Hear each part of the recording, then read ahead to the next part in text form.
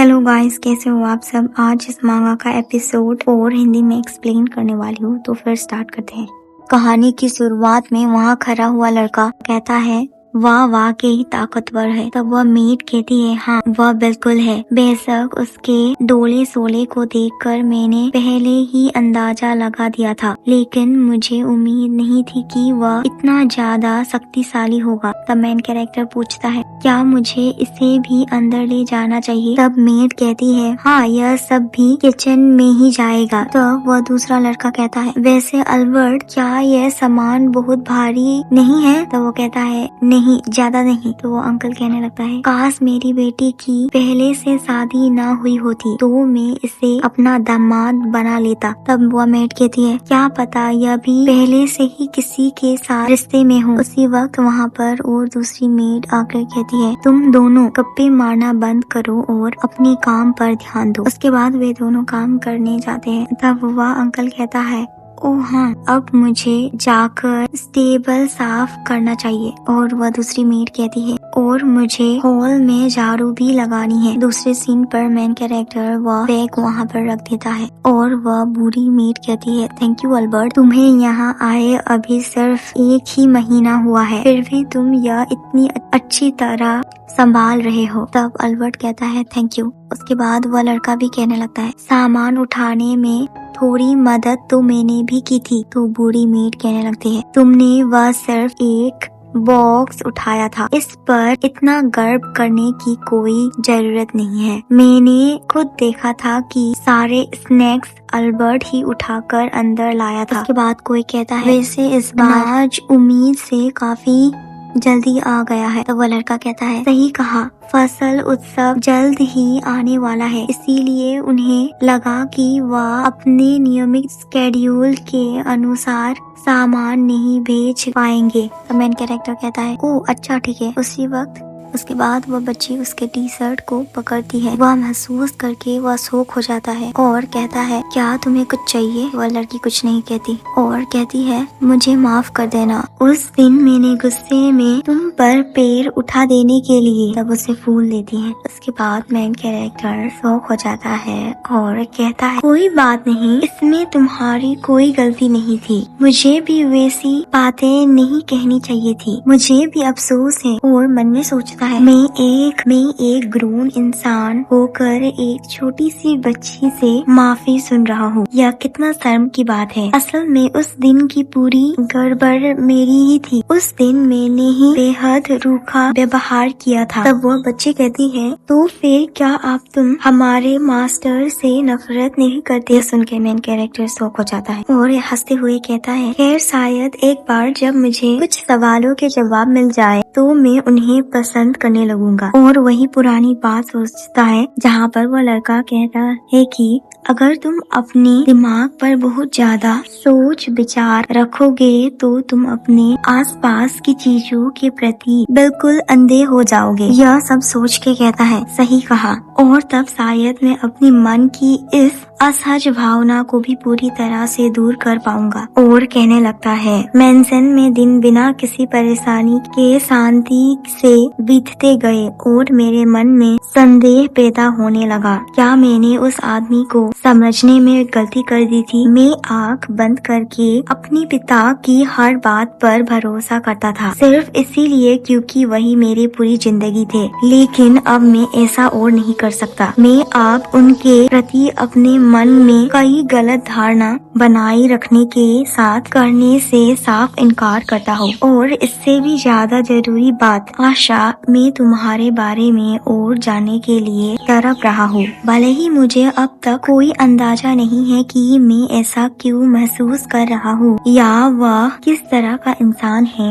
लेकिन मेरे मन में उसके साथ रहने के लिए बहुत तीव्र इच्छा है। और ऐसा करने के लिए मुझे यह पता लगाना होगा कि उसके और मेरे पिता के बीच आखिर क्या हुआ था। चाहे ऐसा करना मुसीबतों का पिटारा खोलने जैसा ही क्यों न हो, और चाहे यही बात मेरे पिता के बदले का असली कारण बनकर ही सामने क्यों न आ जाए। तब हमें दूसरी सीन दिखाया जाता है जहाँ पर मेन कैरेक्टर उस दरवाजे के सामने पहुँचता है और नॉक करता है। तब वह सोचता है, यह सोचकर लगभग डर सा लगता है कि यहाँ कितनी इतनी सारी चीजें हैं जो आपस में मेल ही नहीं खा रही, और इस सब में सबसे ज्यादा उलझा देने वाली बात उनकी उम्र है। तब मेन कैरेक्टर उस लड़की से पूछता है, क्या मार्गरेट शुरू से ही इसी वर्तमान मास्टर की सेवा कर रही थी? तो वो कहता है, हाँ, जहाँ तक मुझे पता है ऐसा ही है। अब लगभग 50 साल हो चुके हैं।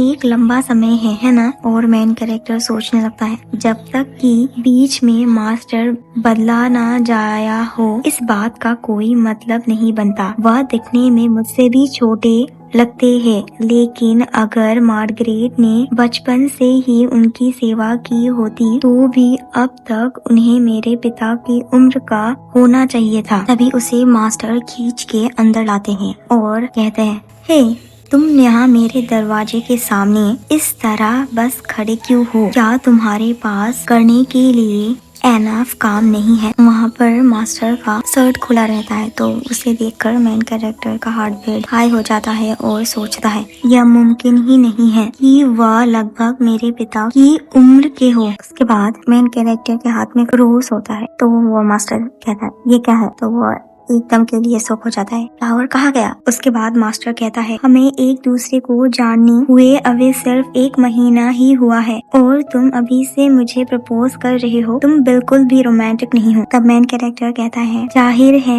मैं यहाँ प्रपोज करने नहीं आया हूँ। मेरी नाम की एक लड़की ने माफी के तौर पर मुझे यह फूल दिया था मास्टर। तब मास्टर उसे चिढ़ा के कहता है, चलो, कम से कम तुम आखिरकार मुझे थोड़ी इज्जत तो दे रहे हो। क्या मेरी ने कोई गलती की थी? तब मेन कैरेक्टर कहता है, उसने गलती से मेरे पैर पर लात मार दी थी। और पूछता है, तो क्या आप कृपया थोड़ा पीछे हटेंगे?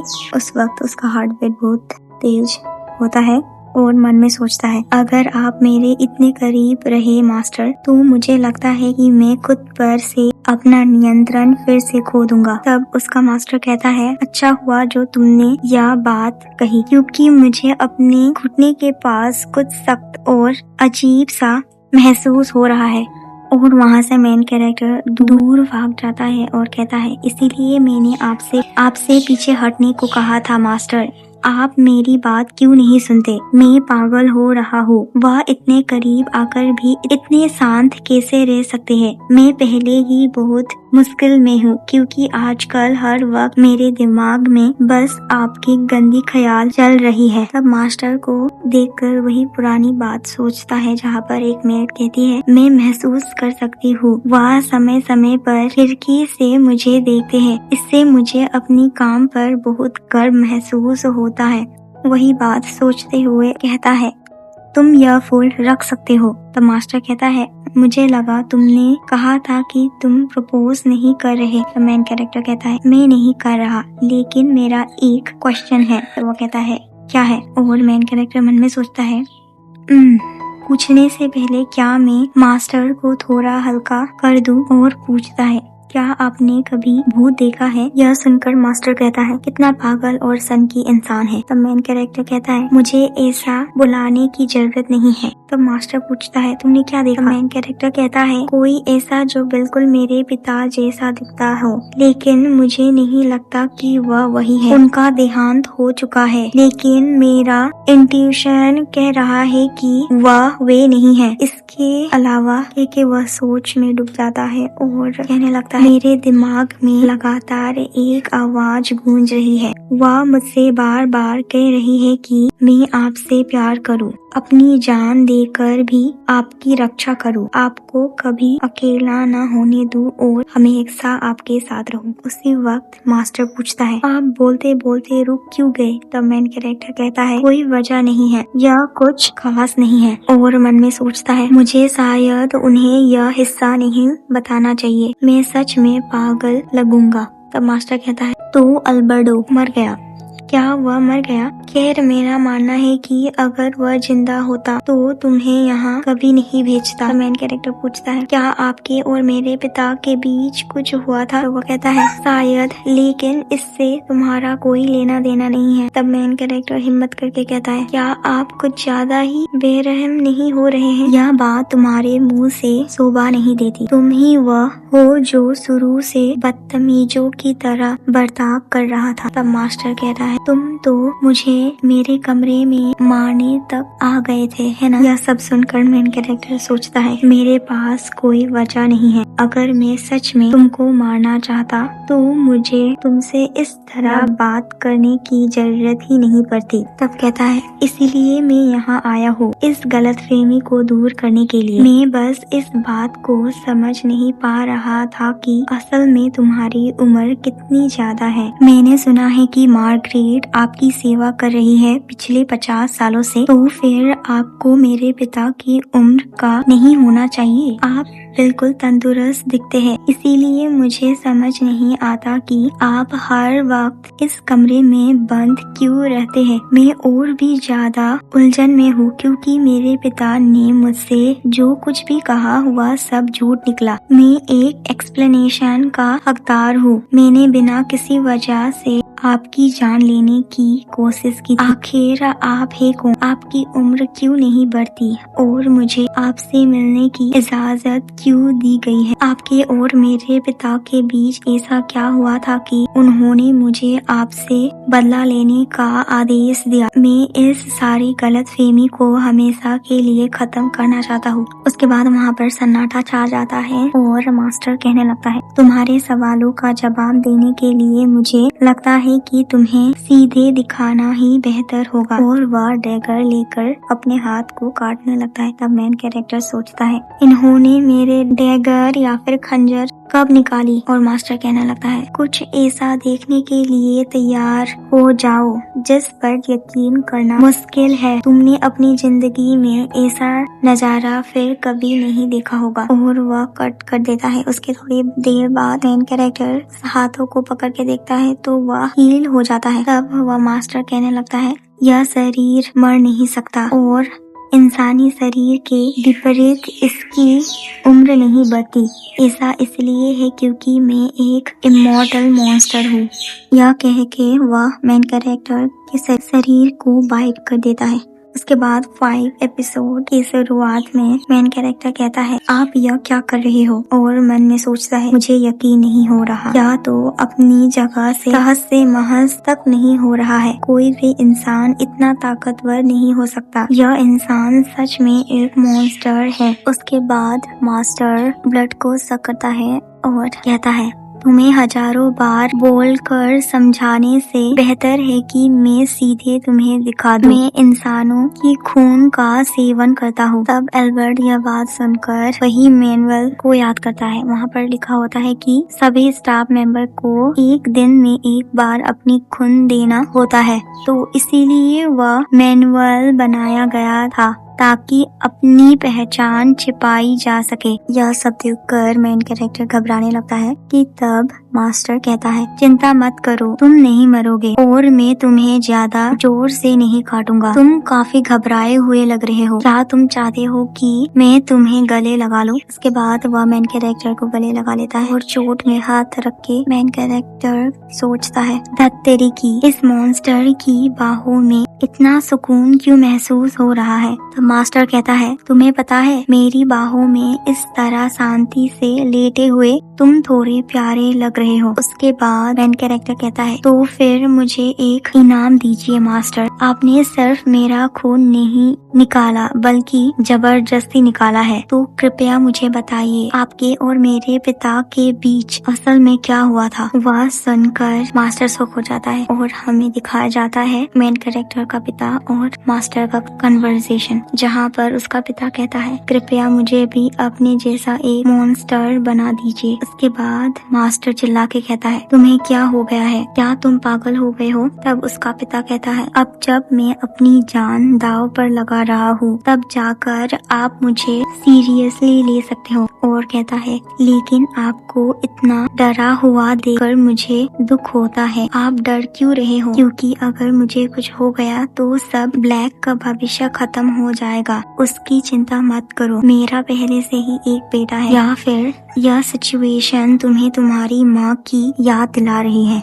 यही पुरानी बात सोचकर कहता है मैं किसी और चीज के बारे में बात करना चाहता हूँ। और कहता है क्या तुमने कहा कि तुम्हारे पिता ने तुम्हें ऐसा करने का आदेश दिया था? वैसे क्या किसी बच्चे के लिए अपने पिता के हर आदेश का पालन करना सामान्य है या मुझे कुछ अजीब लगता है?